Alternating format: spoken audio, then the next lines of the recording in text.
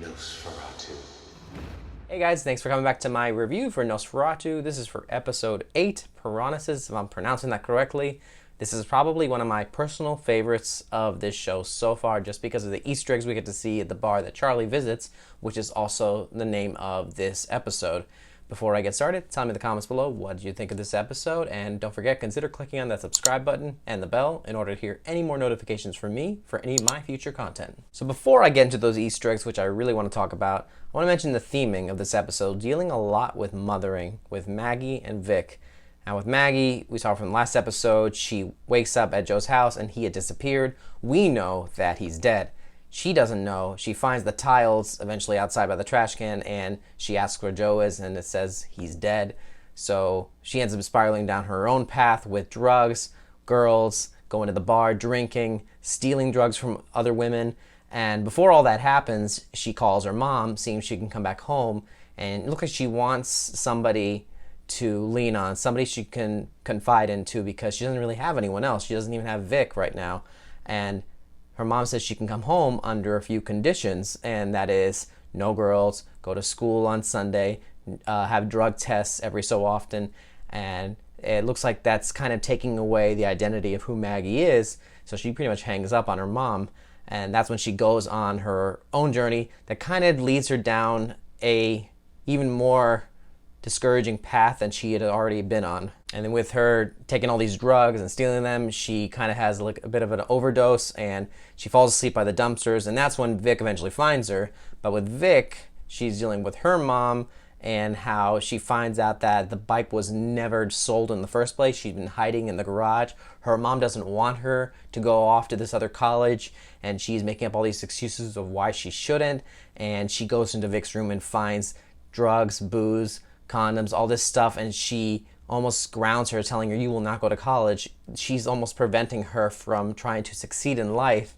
And Vic is telling her that, you know, she's nothing. She just want to end up like that. She leaves the house and she is just as distraught as Maggie was at the beginning. So these two girls are in two pretty bad situations, and these two need each other more than ever, not just to stop Charlie, but they need each other. Before Vic finds Maggie, you all know that Bing captures Vic after she leaves her own house, and that whole sequence of her being trapped in his basement and she's all tied up and he starts like doing weird stuff. He's even more weird than he already is, and it's almost like he's gonna rape her or do something to her, and luckily she's able to escape.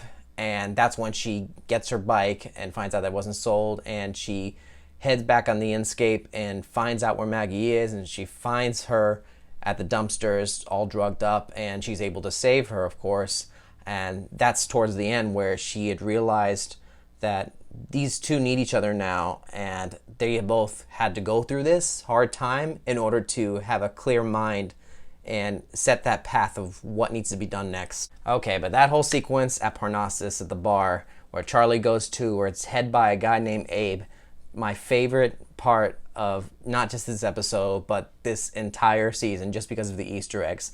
The point of the sequence, though, is that he is there. He's talking to Abe, talking about Vic. Abe's trying to tell him that he should just kill Vic, that she's not that important. She's just like Jolene was, but Charlie sees Vic as someone special, even more special than Jolene was, and that if Vic only saw Christmas Land like he did, she would feel the same as he does about it, and how special it is to save the children and bring them there. So he has that in his mind, that he wants just Vic to be with him, to be his queen, and he doesn't want to kill her.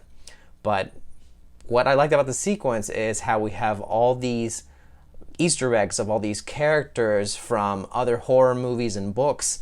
And we have, I'm looking at a list right now, you have Freddy Krueger that shows up, which I kind of miss. I have to see that again. Pennywise the Clown was an obvious one. And you have Lloyd the bartender from The Shining, which that's another obvious one. He was behind the bar doing the drinks.